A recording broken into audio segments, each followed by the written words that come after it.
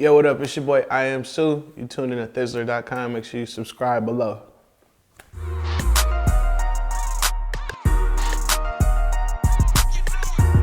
Me and all my friends, we were always into music from like 10th grade on, and we were trying to record.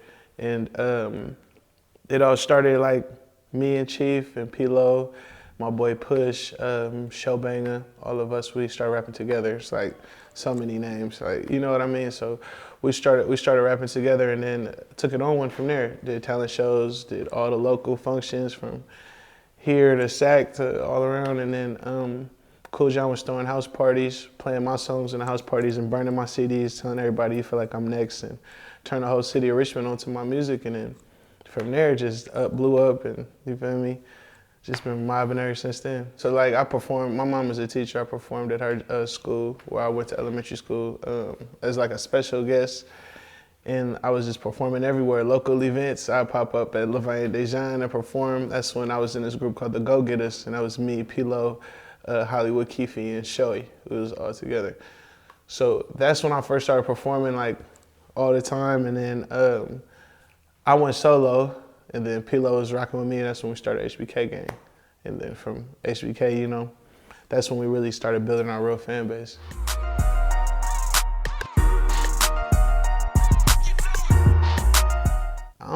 I realized it probably when it was like 2014, like summer. And my first album came out, it was maybe like a week prior to my first time. We performed at the 1025 Summer Jam in SAC at Discovery Park. It was like 15,000 people, and like seeing everybody going crazy to the music, I'm like, God, wow, like, it's crazy.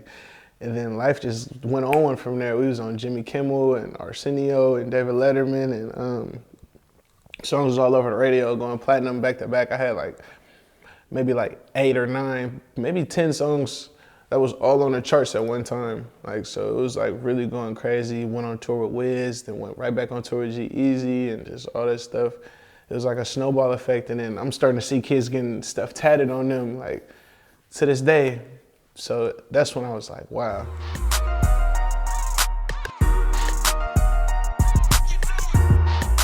I feel like with this one, I just took more focus into the production of the project and trying to tell a story and have like a consistent theme like throughout the whole thing. Like, so the album is based off of my first car that I bought. And I would ride that car forever, like up until last year. I think it might've been this year, but it was a Toyota Solara, and everybody would be like, bro, you famous, why you driving this? Like, you know what I'm saying? But I drove that car, and it was just hella reliable. I got so many memories in that car, but when it was time for me to sell it, that's when it hit me, like, damn.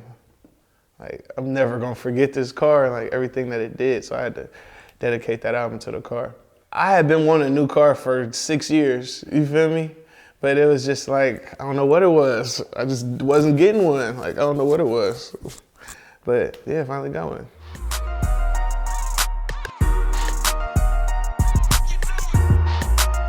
To be real, yeah, when I made it, I tend to like know when a song is like, people are gonna like this song, I tend to know. And sometimes I shy away from that, like a lot of times. Just so, I'm so big on music, like I be trying to push the limits more so than be like, oh, this is gonna be a hit, you know what I mean? But with that one, I was just like, oh, this shit is hard. Like I played this song so many times before we put it out, and I just knew that shit was going crazy. That was like my favorite. I played it literally probably 20,000 times, like all day type, a whole flight. That's the only song I play. See, I love that song so much. I'm glad people like it, so it's cool.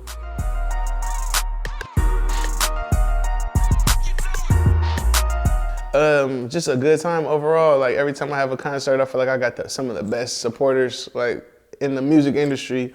People really rock with me, ride with me, and support me, so I appreciate that. So every time I do a show, I give my all. I try to touch on my whole catalog, you know what I mean? And just really give people a good show. Like, it's a lot of fun. I bring out a lot of guests. So yeah, this year is not gonna be any different. It's gonna be more exciting. So I mean, on the flyer, I got Marty Grimes, I got Showbanger, I got Skipper, and those are my brothers right there, and we're gonna bring a lot. I try to keep it in the house as much as I can, and I just feel like Marty is a super hard worker, and he was just somebody that would make sense. I love how he performs. So yeah, I think he would just bring a good element to the show. But other than that, I always just try to keep people like from my circle and just keep giving each other opportunities, you know?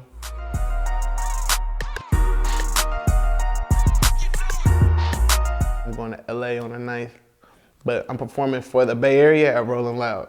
That's like my Bay Area offering this year, yeah. So I'd rather save it for the biggest stage that we're gonna have. Like, Rolling Loud is gonna be crazy, and my set, like, nobody needs to miss my set. It's gonna be crazy.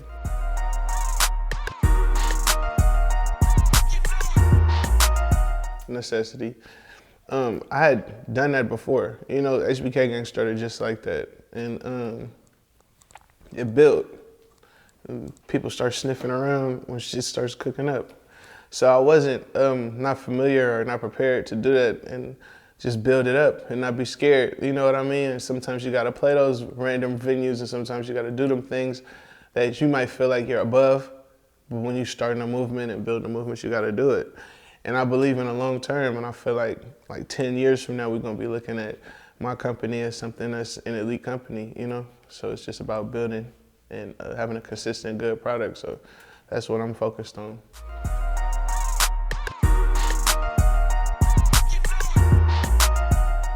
It was like the end of 2014, and like I just went through a big transition with my management, with my label. My grandma was getting really sick at the time. It was like a crazy time for the family, you know what I mean? So my mom was just around me way more, and then I was going out on this tour, the Eyes on Me tour, the first one, and then it was like the weeks leading up to when my grandma passed away, and was making hella changes with the team. It was just like turbulence, like it was a turbulent time. But me and my mom was just like building a lot, like, and she was helping me, and it was just like, I just asked her to manage me, like, and she's been helping me. Like, I feel like I wouldn't have had that house, I wouldn't have half the shit that I got right now if it wasn't for that. And like, from that point forward, like, we went out the country for the first time. That's when I performed in Paris, then I went to Australia, went to Japan, like went on two more nationwide tours, and dropped 8 albums, you know what I mean? And that's in the last, it's 2018, so it's like 2.5 years. That was all in that time.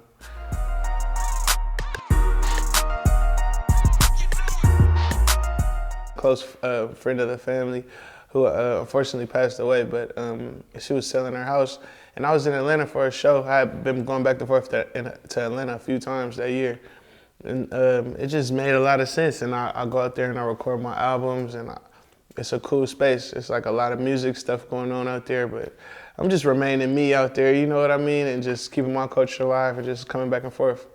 I'm out there for like 3 weeks and then come out here for the same. So yeah, it's cool. I had to type so much shit. Like, I just typed and fucking typed for like a month straight. And then they had to just get hella information, you feel me? Because it's being a first time buyer or whatever.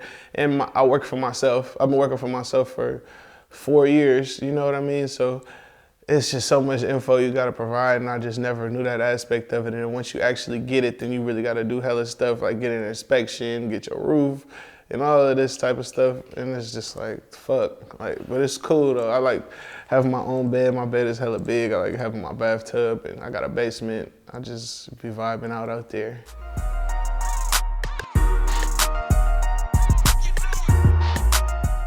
It's the best rap school. It was a place where everybody could be themselves, you know what I mean? And instead of like, you know how it was like some cool kids or some this and that, like, everybody was just like ready to watch somebody be great. Like, you know what I mean? Like, it would be this dude that just would hit hella backflips in the middle of the school, and that would be like his claim to fame. Like, everybody was excited about it, you know? So it's just, that school, the environment was just like, do you, and like, do the hell out of it, you know? And we would just all love it and embrace it. And I feel like everybody's talent got magnified from there. Like, you look at myself, to Pinole, to All Black, to, like I said, One More Nate, Money Draper, YOUNGBOY, Showbanger, Frank. Yeah, D-Lo. D-Lo went to Pinole for like a year. Yeah, that counts.